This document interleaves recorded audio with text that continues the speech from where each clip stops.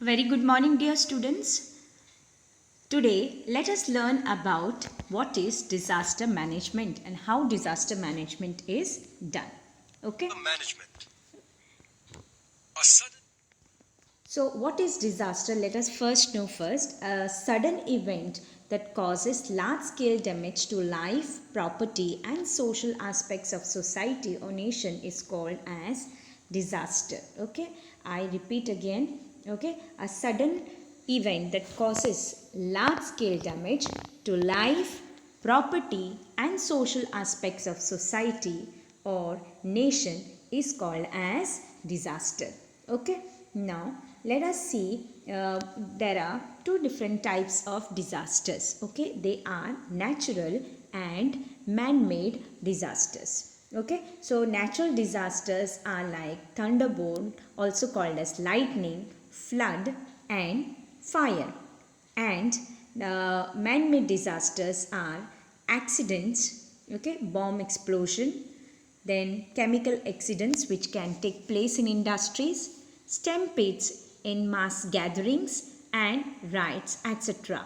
Okay, so one such disasters cause large scale damage to life and property. So you might have heard about disasters, how they can cause damage to life and property. Okay, so one such example of the damage to life and property had occurred in Mumbai in the year July 2005. Okay, so there were huge floods at that time, as I've already mentioned to you in the previous video. There was flood for almost 4 days, and the people were stuck all around. Okay, many people lost their lives, and even there was loss of property also. Okay, so this was in July 2005, whereas the similar case occurred in Nasik also in the August 2016, where there was heavy rain and due to it there were floods, and many people also lost their lives there. Okay, so in these two situations we come to know that due to disasters there is lot of loss of life and property, and even after the loss after the disasters, even there are after effects of these disasters, and therefore it becomes necessary to know, certain measures to take during the disasters, and therefore we are going to learn about what the measures which can be taken. So taking different measures actually means disaster management. Okay, so what are the types of measures we have to learn now? Disaster management is nothing but is the action implemented through proper planning, organized activity, and coordination. Okay, so what is that? It is some action which is taken through proper planning. That means there is a team which always has, implementing these disaster management practices. So before a disaster can occur, there has to be certain planning about how to carry the patients or victims of the disaster. So organized activity and even coordinations. Organized activity, when they are doing this after planning, organization of the work is done, and the work is being coordinated by all the people. Now let us see about what are the measures which are taken during disaster management. First is prevention of losses and danger. That means whenever there is a wherever if suppose there has to be any disaster, there is a disaster, then first thing is to prevent the loss of life and danger of the situation. Then improving the tolerance in such situation, people should be tolerant enough to undergo this disaster.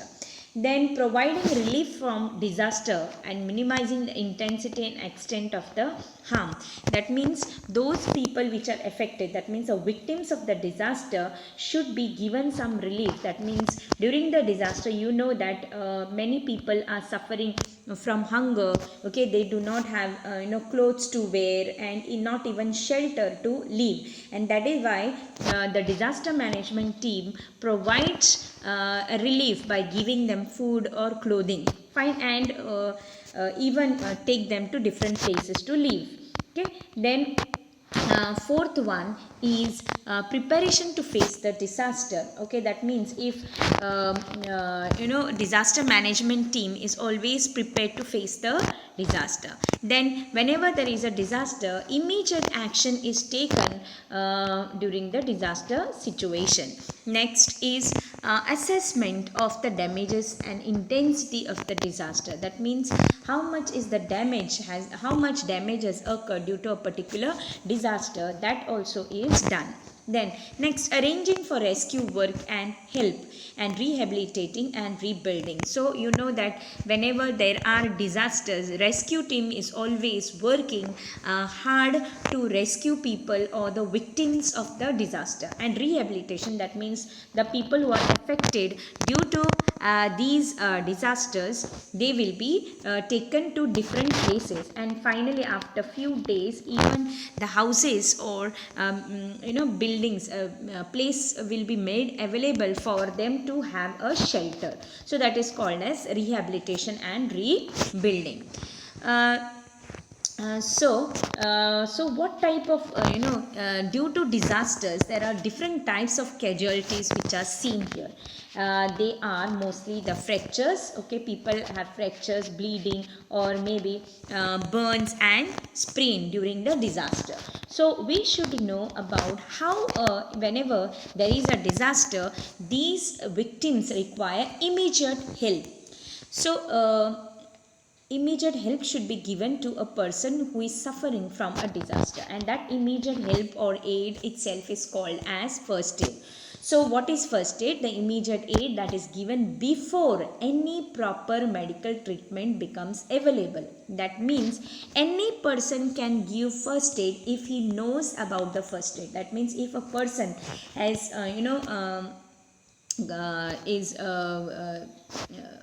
the person has met with an accident, then people should know about the first aid treatments. And first aid is the first aid which is given before any doctor comes or before any medical help arrives. That is called as the first aid. So it can be given by any person, but that person should know about what are the measures taken in the first aid, and everybody should know about the first aid treatment. So let us now first know about some of the first aid treatments which are given for the disaster victims.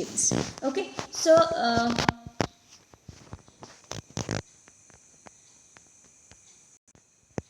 first aid to disaster victims. So here the main objective of the first aid is prevention of death, preventing and deterioration of health, and starting the process of rehabilitation.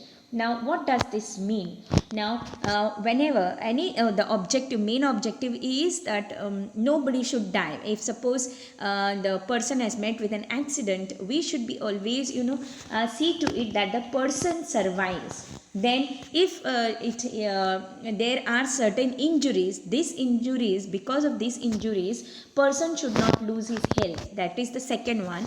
And the third thing is, the victim or the patient should be taken immediately to the hospital. So that is the process of rehabilitation. So hence it is important to know the emergency measures or first aid practices to be followed in case of any emergency or disaster.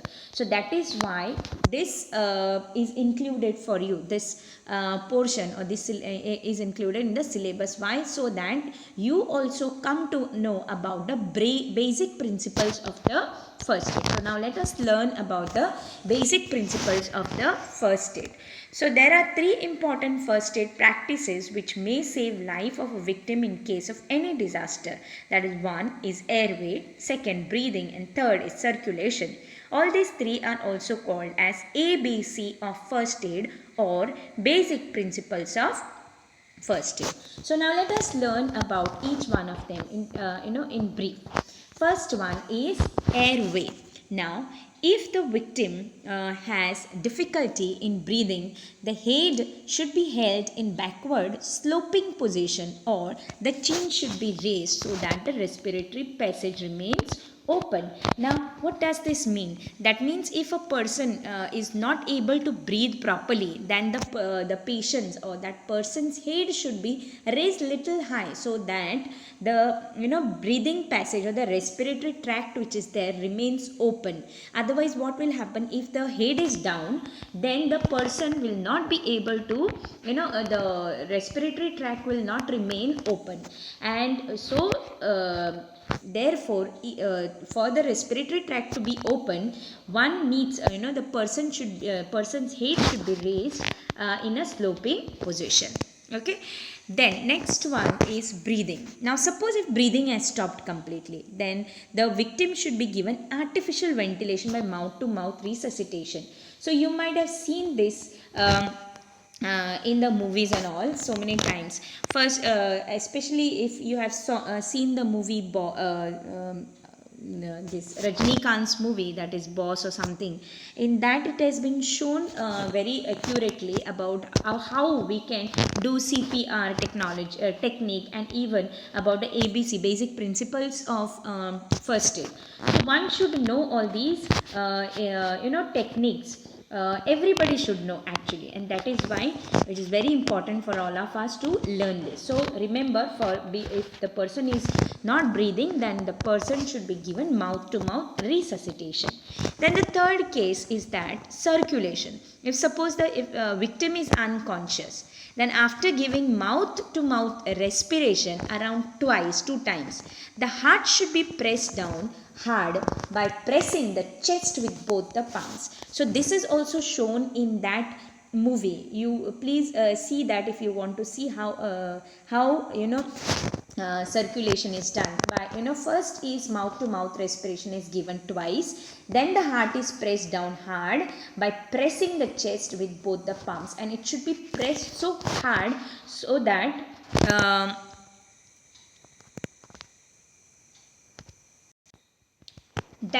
the patient's breath should come back. Even if even if the ribs of the patient breaks, doesn't matter, but the patient should survive. He should be brought back to normal. His breathing should be brought back to normal, and that is why the pressing of the chest with both the palms is done very, with lot of pressure. Okay, so first is mouth to mouth resuscitation twice, and then giving, pressing the chest, and after pressing the chest, so this method should be repeated around 15 times. Okay, so this should be done around 15 times. So this is also called as the cardiopulmonary resuscitation. Also in short it is called as CPR. It helps to bring the circulation back to normal. Okay, so this is regarding the ABC. Then let us see what are the in different types of injuries, what can be done. Okay, so first one, bleeding. In bleeding, or in the case of fracture, an impact on the vertebrae, burns and sprains, what are the types of first aid given? So first let us see about the bleeding.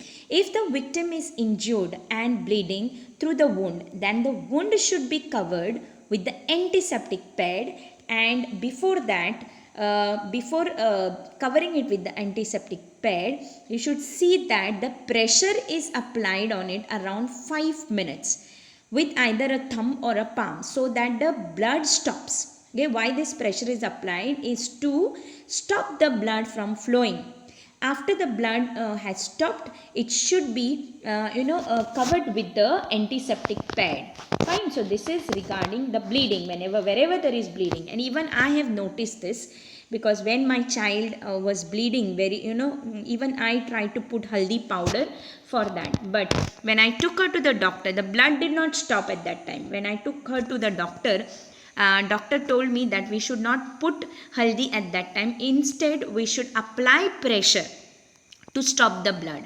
Okay, so first remember students, you have to apply pressure at that part wherever bleeding is taking place, so that the blood stops flowing, and then put a antiseptic pad above it. The next one is fracture and impact on the vertebrae. Suppose if any bone is fractured, it is essential that the fractured part should not be mobilized. Mobilized means, or immobilized means, it should not be moved at all. So it can be done with the help of any available wooden rod, baton or a ruler. Okay, so you should not mobilize the fractured part, and for that we need to tie a wooden rod or maybe a baton. Baton is nothing but a stick which is used by a leader in the orchestra, that is called as a baton, or the stick which is carried by a runner in the relay race especially, and then it is passed on, so that is called as a baton. So if the baton is available, baton should be tied, or maybe a wooden rod or a ruler should be tied to the part. Then next is if there is an impact on the back or a vertebral column, the patient should be carried on the firm stretcher, okay, to the hospital without mobilizing the the bones. Then next is burns. Suppose if victim have burn injuries, then it is beneficial to hold the injured part under the clean and cold flowing water for at least 10 minutes. Okay, so remember, whenever there is a burn, you should always first keep it under the running tap water for around 10 minutes, cold running water, fine, and then you can apply some antiseptic about it. Then let us see what can be done in the case of sprains, twisting and contusion. Now for injuries like sprains, twisting and contusion, the rice remedy should be applied. Now what is that rice? Rice means not the rice which we are eating. Rice means there are full forms for each letter. So rice means rest, R means rest, I means eyes. So rest means what? Allow the victim to sit in a relaxed position, that is called as a rest. First, whenever there is a sprain, you know what is a sprain, correct? Sprain means your what we say, sheer whatever in Konkani we say sheer guspali, so that is called as sprain. Okay, so at that time what should be given? Rest should be given to the person. Allow the victim to sit in a relaxed position first. Then take the ice pack, apply an ice pack to that injured part. Remember students, compression. After ice pack treatment, injured pack should be massaged gently. Okay, then injured part should be massaged gently. Then last is elevate, that means to raise the injured part to some level, so that is called as elevation. This is called as rice remedy. And apart from this, along with proper first aid, it is also critical to adopt proper method to commute the victims or the patient. Now, commute the victims or patient means what? After giving the first aid treatment, the patient should be immediately taken to the doctor, immediately transported to the hospital. So let us now learn how to transport victims or patients. So there are several methods for taking the patient. Okay, let us learn each one of them. So first one is the cradle method. Now when is cradle method used? Now it is useful for children and underweight victims. That means if the patient is underweight or a small child, you can always carry the child by using a cradle method. The next one is the carrying piggy bank. So it is useful for carrying patients who are unconscious. So that means they are not conscious at all. Third one is human crutch method. Now this method is useful if one of the legs is injured. The victim should be supported with minimum load on the other leg. This is also called as human crutch method. Next one is pulling or lifting method. So this is used for carrying an unconscious patient through a short distance. Okay. Next one is carrying on four-hand chair. So this is useful when support is needed for the part below the waist. Okay. Next one is carrying on two-hand chair. So this method is useful for those patients who cannot use their hands but can hold their body upright. Okay. And last one is the stretcher. So in an emergency, if the conventional, so stretcher method is mostly used to transport the victim. So suppose in an emergency, if the conventional stretcher is not available, then a temporary stretcher can be made either using bamboos or blanket, etc. Even the uh,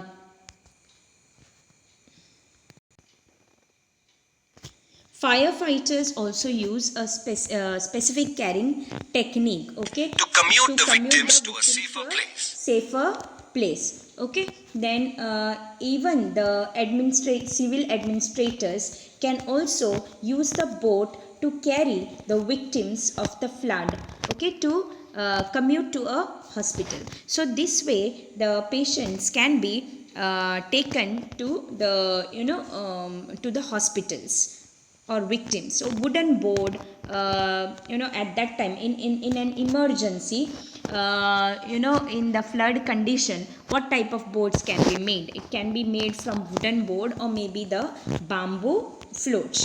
So this way the patients, the victims can be, or air filled rubber tube from a tire also can be used to take the victims to the nearby places, okay, or take them away from the disaster place. So this way we can effectively manage the take the major measures to to save the lives of the people. So this is only called as disaster management. So I hope so you have understood about what is disaster management, what is disaster management, and how we can do first aid treatments to the patient, how we can carry or transport the victims to the hospital or nearby doctor's clinic, whatever. So I hope so you have understood. So thank you, my dear students, and this is regarding your whole lesson of the environmental management. So let's meet in the next video, in the next lesson. So till then, students, bye and thank you.